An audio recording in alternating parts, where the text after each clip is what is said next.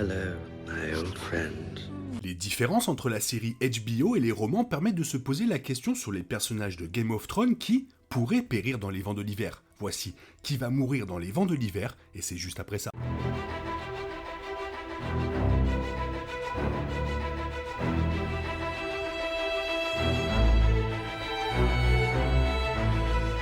Voilà, Morgulis. La suite tant attendue de George R. Martin à son histoire bien aimée Song of Ice and Fire a laissé les fans attendre depuis la sortie du précédent opus en juillet 2011. L'adaptation télévisée est arrivée depuis, fournissant sa version de la façon dont l'histoire pourrait se terminer. Sur la base des événements des dernières saisons de Game of Thrones et des graines que George R. Martin semble avoir plantées tout au long du roman, de nombreux personnages pourraient vraisemblablement mourir. L'œuvre de George est connue pour ne faire aucun prisonnier, et l'avant-dernier roman semble être le moment idéal pour terminer sur une hécatombe. Pour l'essentiel, là où les livres se sont arrêtés, c'est à peu près à la fin de la saison 5 de Game of Thrones. Des personnages comme Jojen Reed, Myrcella Baratheon et Barristan Selmy, décédés à ce moment-là dans la série télévisée, sont toujours présents dans les livres. Dans d'autres cas, les personnages sont dans des positions différentes de celles de la série, ce qui pourrait changer leur destin. Le trône de fer place une cible gigantesque sur la couronne. Dans Game of Thrones, Tommen Baratheon met fin à ses jours suite à l'explosion du feu grégeois sous le cep de Baléor qui tue sa femme. Dans A Dance with a Dragon, une grande partie du conflit avec le Grand Moineau s'est déroulée de la même manière. Et Varys vient de tuer Pycelle et Kevan Lannister pour affaiblir le trône en vue de l'invasion d'Aegon. Sans la présence de Kevan, les Lannister et les Tyrell sont sur le point de s'entre-détruire à Port-Réal, ou une invasion Targaryen conduisant à la mort de Tommen. La prophétie de Maggie la Grenouille va se réaliser. Myrcella Baratheon meurt dans l'histoire de Game of Thrones après avoir été empoisonnée par les aspics des sables, peu de temps après avoir accepté Jaime comme son père biologique. L'histoire entière de Dorne est assez différente de A Feast for Crows et sa mort pourrait survenir dans la région sud ou à Port-Réal. En raison de la prophétie de Maggie la Grenouille, la mort de Myrcella est imminente. Position dangereuse dans le nord. Les jours de Stannis Baratheon sont probablement comptés en tant que dernier roi survivant de la guerre des 5 rois. Dans les premiers chapitres publiés des Vents de l'hiver, Stannis Baratheon se prépare au combat contre les forces des Bolton. Bien qu'il soit possible qu'il meure aux mains des Bolton, des différences critiques dans son personnage et sa position dans les romans de Martin rendent l'un ou l'autre possible. La saison 5 de Game of Thrones voit Stannis se tourner vers la cruauté et le désespoir, ce qui n'est pas le cas dans A Dance with a Dragon. Si Stannis ne meurt pas des mains des Bolton, le faire se tourner vers le nord et mourir aux mains des autres est une autre option.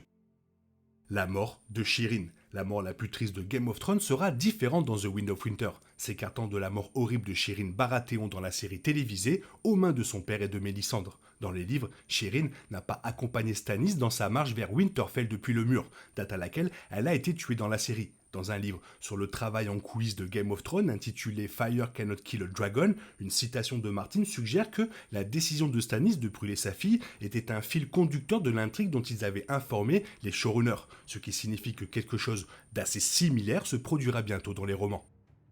La mort de Hodor. Hodor a connu une mort célèbre dans l'un des moments les plus émouvants de Game of Thrones, tenant la porte d'un assaut de spectres assez longtemps pour que Bran puisse s'échapper. George R. Martin a comparé la version de la série à la façon dont il avait planifié dans le livre, révélant un spoiler pour les Vents de l'hiver. Il a dit, donc, dire à Hodor 2, tenir la porte revient plus à tenir ce passage. Défendez-le lorsque les ennemis arrivent, et Hodor les combat et les tue, ce qui implique qu'Hodor brandira une épée et combattra les autres.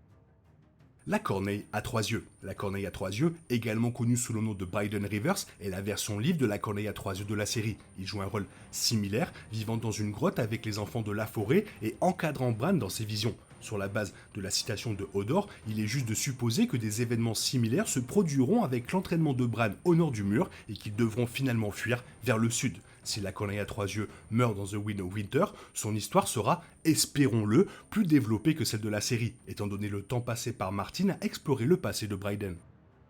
Profondément blessé à Père Dragon. Dans Game of Thrones, Loras Tyrell meurt dans l'explosion du sceptre de Baléor. Dans The Wind of Winter, son destin semble arriver beaucoup plus tôt. Loras est envoyé dans A Feast for Crows pour reprendre le château de Père Dragon après que Stannis l'ait abandonné pour se diriger vers le nord. Lors de sa dernière mention, Loras a été grièvement blessé lors du siège, faisant plaisir à Cersei du fait qu'un autre Tyrell pourrait être exclu du jeu.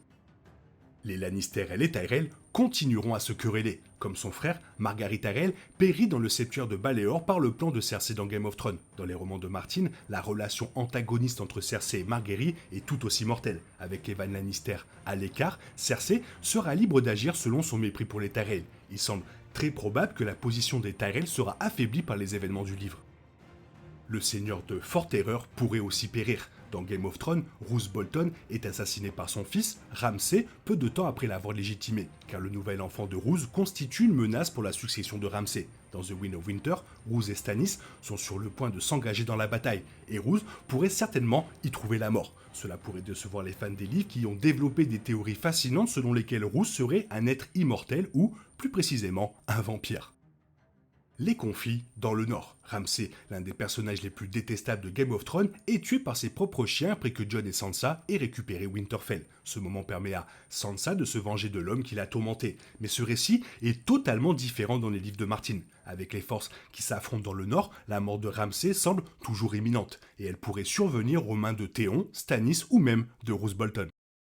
Port-Réal. Dans la série HBO, le Grand Moineau était l'une des nombreuses victimes de l'explosion du set de Baelor dans le plan de Cersei. Que cet événement se produise ou non, Cersei a toujours une raison de se venger de l'homme après sa marche de la honte. Même si la balance des pouvoirs penche toujours en sa faveur pour le moment, s'il survit au régime Lannister à Port-Réal, il est possible qu'il meure aux mains de n'importe quel nouveau dirigeant comme Stannis ou Daenerys. Jojen est peut-être déjà mort. Jojen Reed est décédé bien plus tôt dans Game of Thrones dans la saison 4. Dans les livres, Jojen a eu une vision, envisageant sa mort, avant de disparaître à la fin de A Dance with the Dragon. Les lecteurs ont même émis l'hypothèse que Jojen est déjà mort et que son sang a été donné à Bran pour améliorer ses visions. Barristan, le Hardy, pourrait mourir au combat. Sir Barristan Selmy est décédé dans la saison 5 de Game of Thrones d'une manière qui a déçu de nombreux lecteurs de livres car le personnage est tombé aux mains des fils de la Harpie lors d'une bataille dans une ruelle. Avec de nombreuses batailles à venir contre Daenerys et celle de Myrrine, Barristan Selmy pourrait certainement périr au combat. Narrativement, l'absence de Selmy pourrait laisser de la place à Tyrion en tant que conseiller de Daenerys et la pousser un peu plus vers la folie.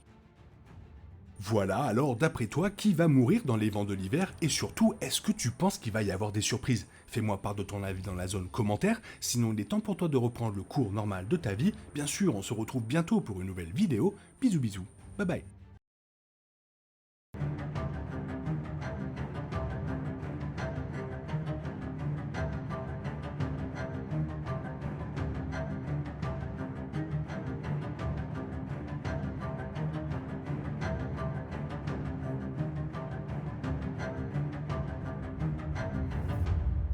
Valador Hyrus.